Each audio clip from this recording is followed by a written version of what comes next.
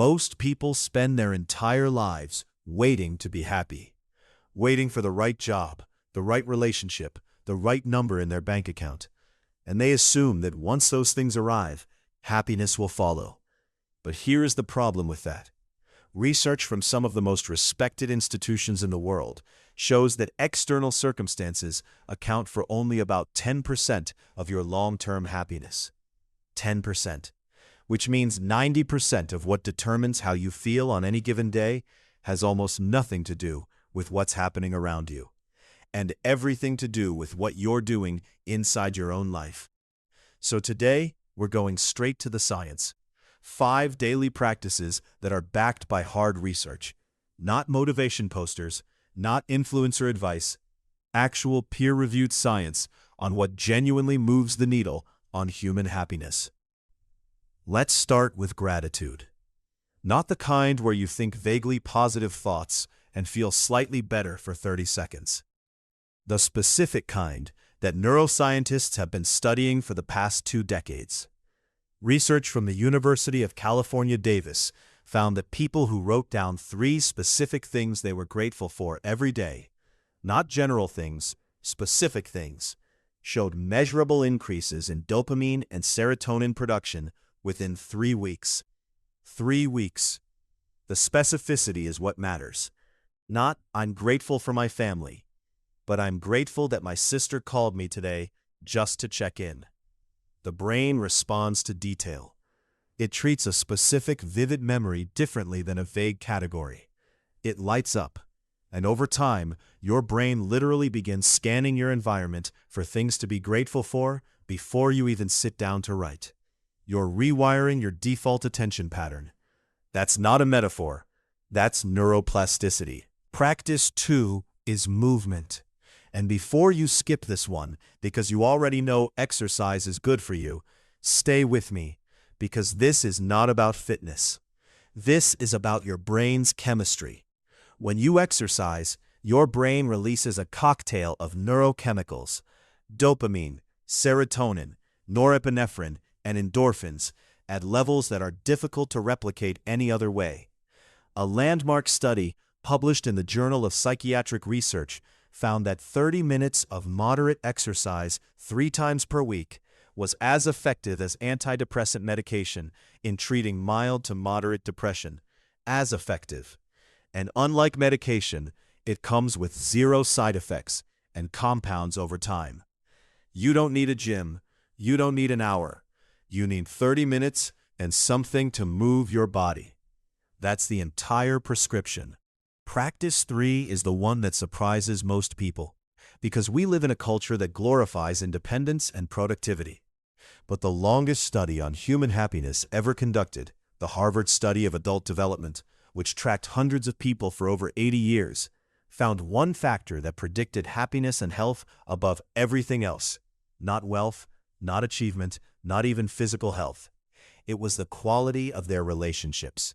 People with close, warm, reciprocal relationships were happier, healthier, and lived longer. Full stop.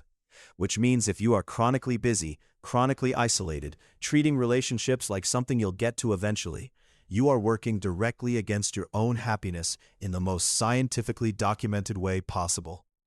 1 genuine conversation a day. That's the research-backed minimum. Practice 4 challenges something most people believe without questioning. That more pleasure equals more happiness. It doesn't.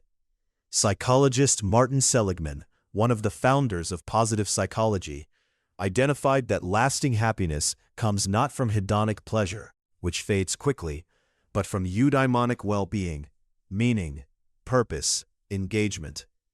People who spend their time pursuing meaning, through work that challenges them, through helping others, through creative effort, consistently report higher life satisfaction than people who pursue comfort and ease. The brain is not wired for permanent relaxation.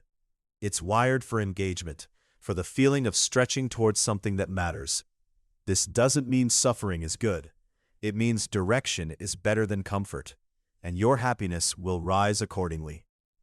Practice 5 is the one most people are actively getting wrong every night. Sleep. Not as recovery, not as downtime. as a direct neurological necessity for emotional regulation. Research from UC Berkeley shows that even a single night of poor sleep increases emotional reactivity by up to 60%. Your amygdala, the brain's threat detection center, goes into overdrive. The prefrontal cortex, responsible for rational thinking and emotional control, goes offline. The result is a version of you that is more anxious, more reactive, less creative, and measurably less happy. Every single day, 7 to 9 hours of consistent sleep is not laziness. It's the most evidence-based happiness intervention available to you, and it costs absolutely nothing. Now here's the honest part. You probably already knew some version of at least 3 of these, and you still haven't fully implemented them. That's not a character flaw. That's the implementation gap. The distance between knowing and doing is one of the most well-documented phenomena in behavioral psychology. Information alone doesn't change behavior. Identity does. The people who consistently practice these habits don't do it because they have more willpower. They do it because they have decided, quietly and firmly, that this is who they are. They are someone who moves their body, someone who connects genuinely, someone who sleeps, and that identity does the heavy lifting that motivation never could. Happiness isn't waiting for you at the end of something. It's being built or dismantled every single day by the small choices you're making right now. And you just learned exactly what the science says those choices should look like. Subscribe if you want more research-backed psychology delivered in a way that actually makes sense. And if you want to understand why so many people self-sabotage the things that would make them happiest, that video is next. Click it.